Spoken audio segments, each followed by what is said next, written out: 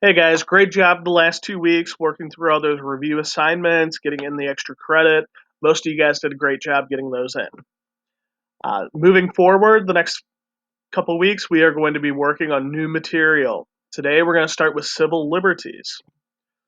Civil liberties or personal freedoms are guarantees and freedoms that the government cannot take away from you. They can with due process, but it's a complicated matter. It takes time. These civil liberties, they're guaranteed to us through the Constitution and the amendments in the Bill of Rights. And some of them are clearly spelled out, while others are implied by the text. Our definition of what should be included as a civil liberty has expanded and contracted since the formation of our country. If you guys think about one example for that would be slavery. Slavery was something that was a civil liberty when this country started, and as time went on and through the Civil War and after, uh, the amendments were put in place to abolish slavery and make sure everyone was equal. The preamble versus civil liberties. As stated in one of our review assignments, the goals listed in the preamble sometimes conflict. The purpose of the new government under the Constitution should accomplish these goals: form a more perfect union, establish justice, ensure domestic tranquility, provide for the common defense, promote the general welfare, secure the blessings of liberty. If you guys think about this, not everyone's idea of domestic tranquility is going to be the same as everyone else's. Smoking, for example, you could be free to smoke if you're of age, but people who have to breathe in that secondhand smoke, they might think that their civil liberties are being infringed upon. If you think about provide for the common defense, people will have different answers to what that common defense is. How much should we spend on military? How much should we spend on uh, protecting our country?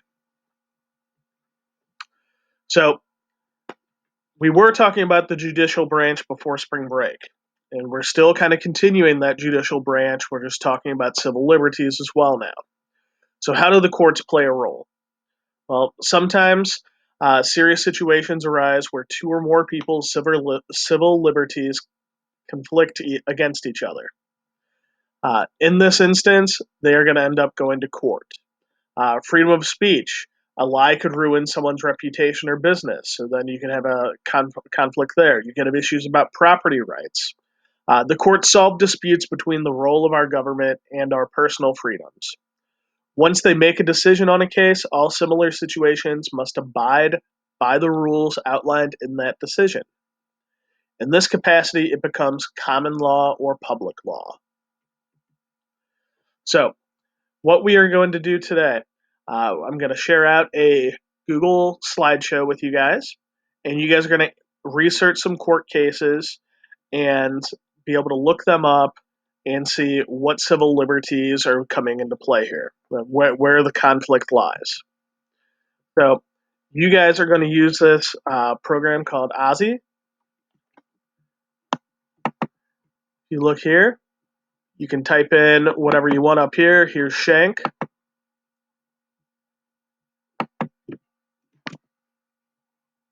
There's the search.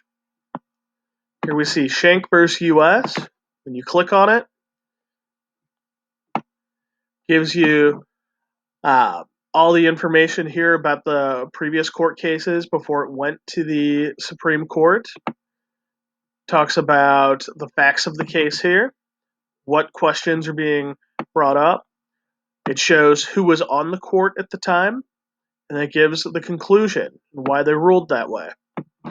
What you guys are going to do is something similar to that. So these Supreme Court cases, you guys are going to answer these 6 questions. If you look here, Mr. Barget and I already answered those 6 questions about Shank versus the U.S. If you have any questions for us, please let us know. Send us emails. We're available to help.